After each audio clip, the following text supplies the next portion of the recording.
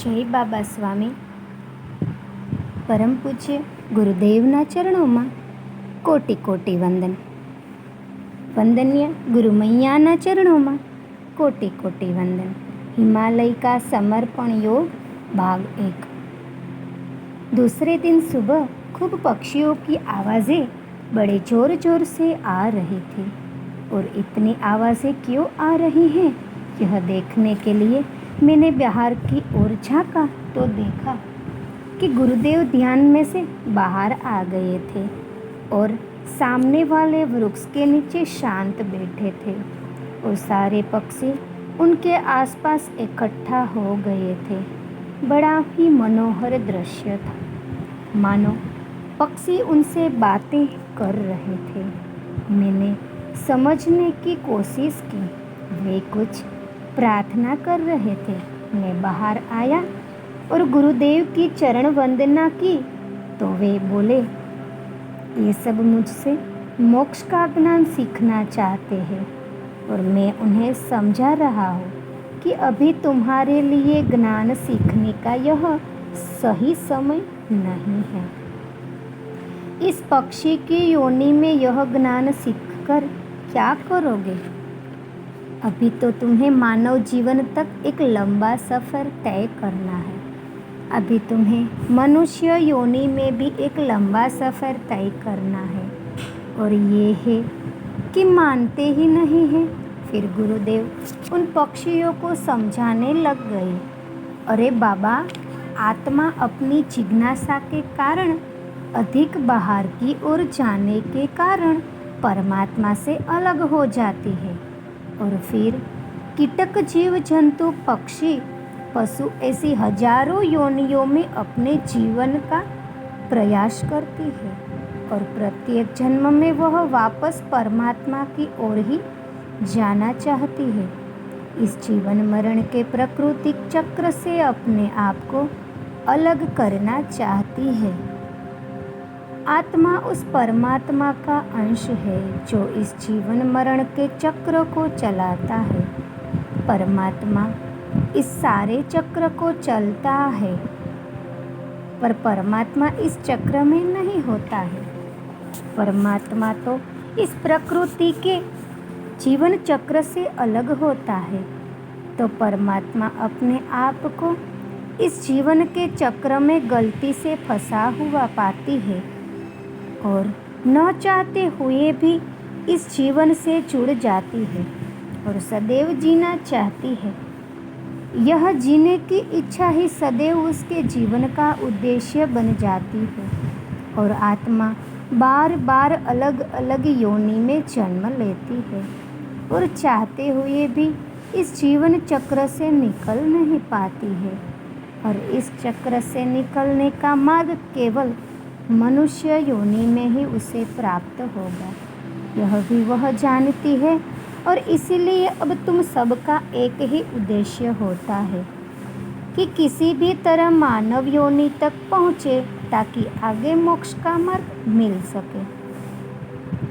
लेकिन तुम्हें मालूम नहीं है कि मानव योनि में जाकर भी एकदम मोक्ष नहीं मिलता. वहाँ भी बार बार जन्म लेना होता है, यानी फिर और विभिन्न योनि या पार इसीलिए करते हो कि मानव योनि आपको प्राप्त हो, पर तुम्हें मालूम नहीं कि मानव योनि भी एक चक्र ही है. आत्मा उस योनि के चक्कर में ही अटक जाती है. मानव योनि में आत्मा की उत्क्रांति भी कर्मबद्ध तरीके से थोड़ी थोड़ी ही हो सकती है, क्योंकि मानव योनि में अपने अति बुद्धि का साथ आत्मा को मिलता है और फिर बुद्धि आई तो विचार भी आए और मानव योनि में आत्मा धीरे धीरे विकसित होती है. आत्मा को 7 जन्म तो मनुष्य योनि में भी लेने पड़ते हैं. प्रथम बार आत्मा मानव योनि में किसी दरिद्र आदमी के घर जन्म लेती है और उस जन्म में यही इच्छा करती है कि 2 समय का भोजन ठीक से मिलना चाहिए और दूसरे जन्म में फिर ठीक भोजन मिले, ऐसे उद्देश्य को प्राप्त करती है. फिर अगले जन्म में अलग इच्छा करती है, फिर थोड़े मध्यम वर्गीय घर में जन्म लेती है, फिर और अगले जन्म में किसी धनवान के यहाँ जन्म लेती है, पर धनवान होने पर वह तृप्त नहीं होती है और अति धनवान के यह जन्म लेती है, और जब अति धनवान के यहाँ जन्म लेकर भी सुखी नहीं होती है, फिर उसे पता चलता है कि इन सब में, धन में, भौतिक सुखों में शाश्वत सुख नहीं है। फिर वह शाश्वत सुख की खोज में जन्म लेती है और फिर आत्म साक्षात्कार प्राप्त करती है। किसी सद्गुरु की कृपा व करुणा के कारण उसे आत्म साक्षात्कार प्राप्त होता है और उसे मैं एक आत्मा हूँ यह बोध होता है।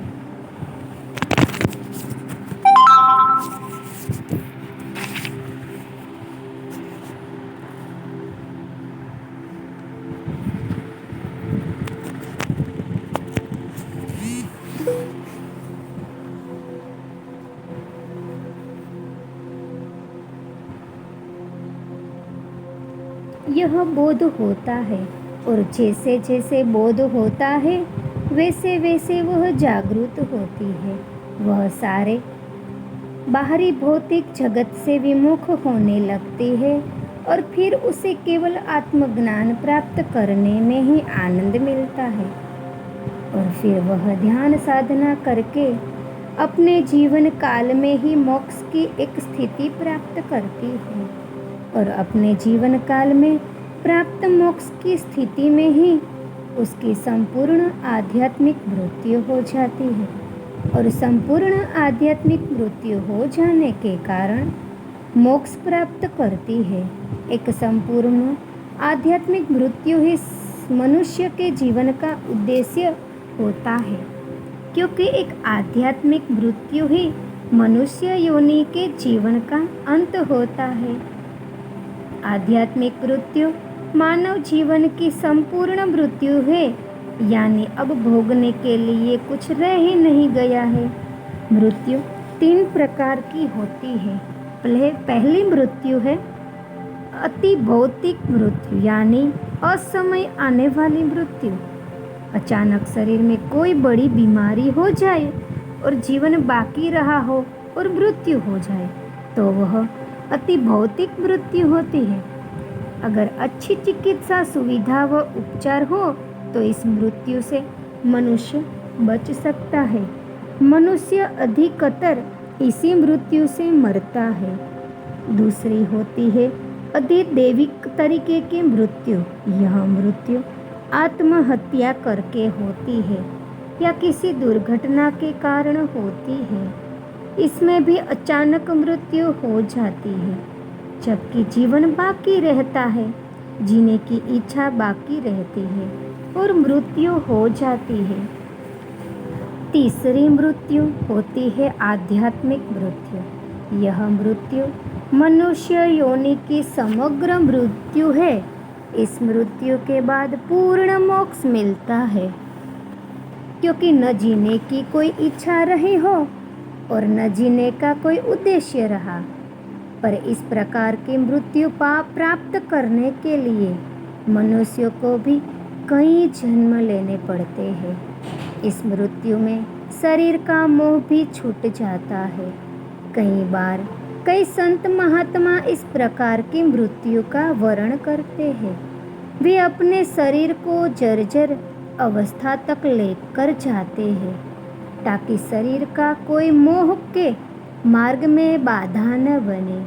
फिर उनकी आत्मा देह छोड़ती है, कभी देह न धारण करने के लिए। ऐसे संत मृत्यु का वर्णन करते हैं। अपनी शारीरिक आध्यात्मिक शक्ति अलग माध्यमों में बांट देते हैं और स्वयं शक्तिहीन हो जाते हैं और फिर वे दूसरों की बीमारियां ठीक करते हैं और ठीक करने की क्रिया में वे स्वयं पर वह बीमारी ले लेते हैं।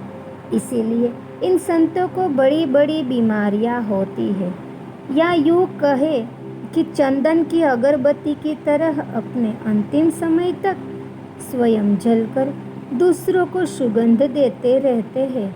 और आसपास के वातावरण को भी सुगंधित रखते हैं और उनके चले जाने के बाद भी उनकी सुगंध उनके स्थान पर होती ही है। इस प्रकार से जब दूसरों का भला करने की शुद्ध इच्छा लेकर आत्मा बार बार जन्म लेती है तो बाद में भला करना उसका स्वभाव बन जाता है और इस स्वभाव के कारण जो आभा मंडल शरीर के आसपास निर्मित होता है वह शरीर त्यागने के बाद भी सदैव बना रहता है। इसीलिए संत महात्मा की समाधि के पास हम चैतन्य की लहरिया को सालों बाद भी महसूस करते हैं।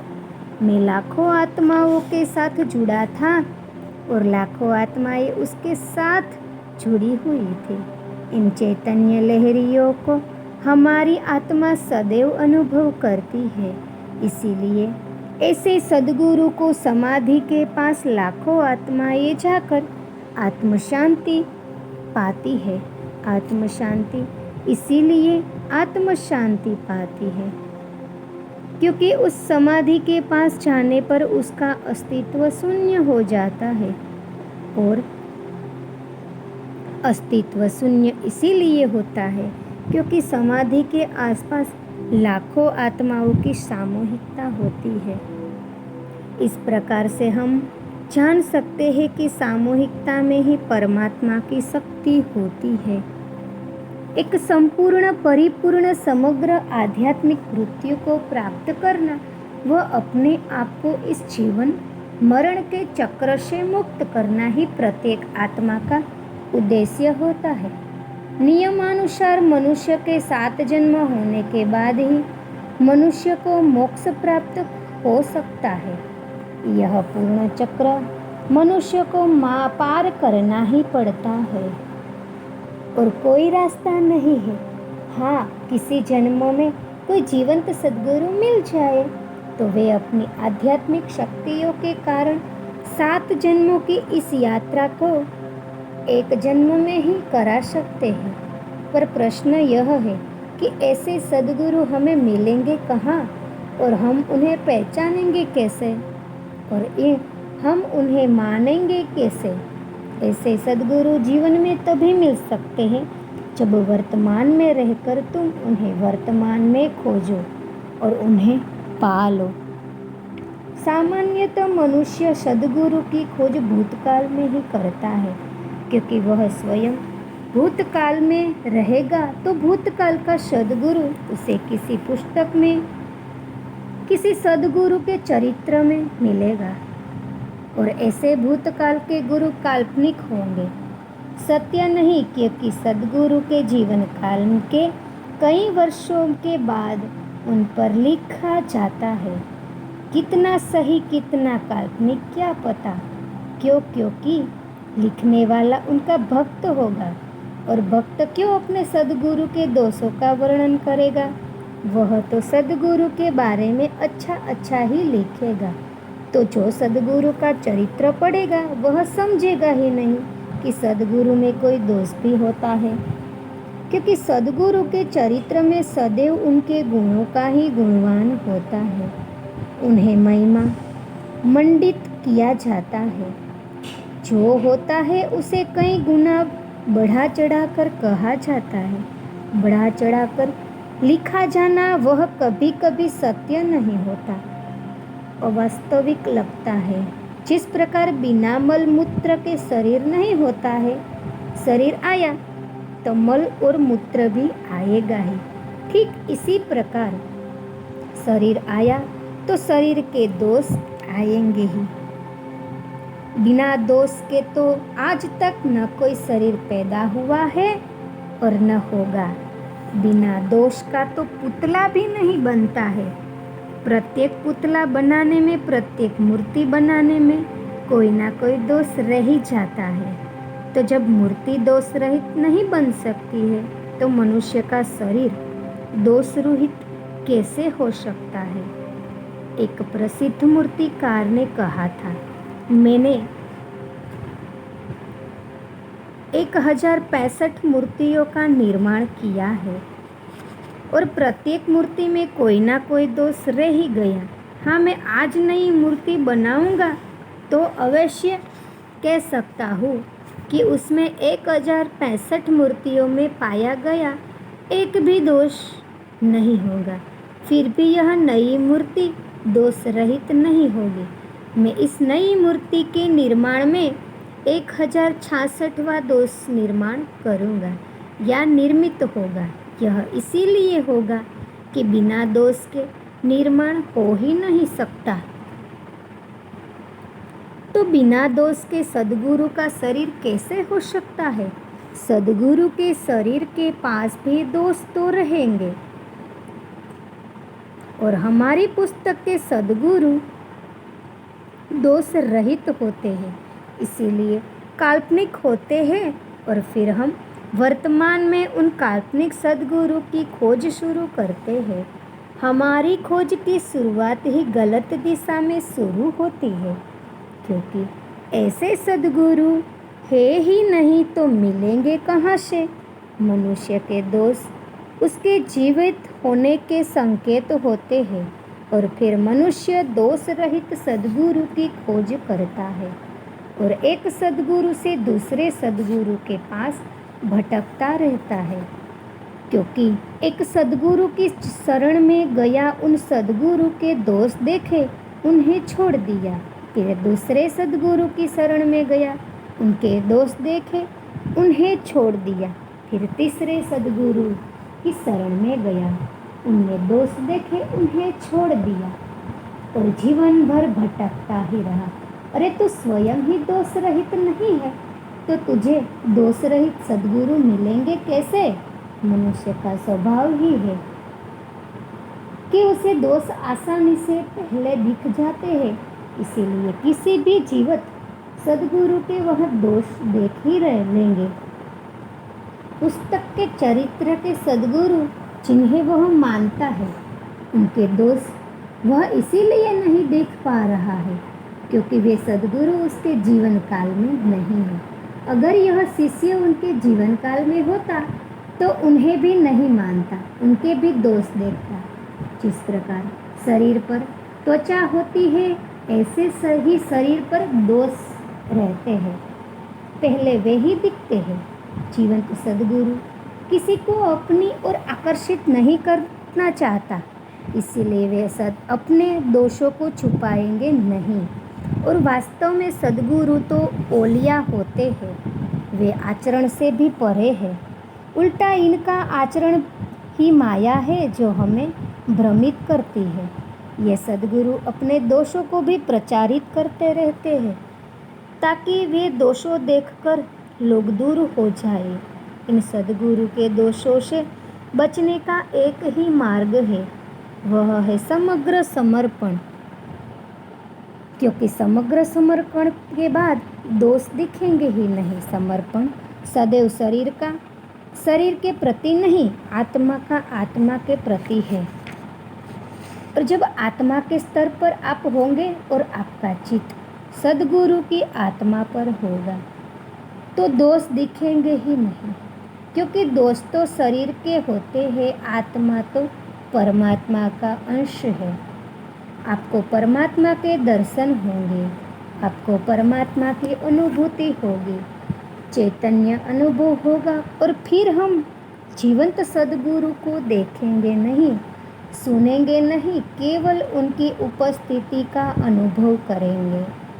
उनके सानिध्य का एक एक क्षण अपने चित्त में भर लेंगे। वे क्या कर रहे हैं उधर ध्यान नहीं होगा, वे क्या बोल रहे हैं उधर ध्यान नहीं होगा। वास्तव में सद्गुरु न तो बोलते हैं और न तो दिखते हैं, वे तो केवल अनुभूति कराते हैं। इसीलिए हमें उनके सानिध्य में अनुभूति करनी चाहिए। मैंने भी अपने जीवन में अनेक सद्गुरुओं का सानिध्य प्राप्त किया, पर दोष रहित कोई सद्गुरु नहीं देखा। हाँ, उनकी चैतन्य लहरियों के कारण मेरा ध्यान उनके दोषों पर कभी नहीं रह पाया था। जय बाबा स्वामी।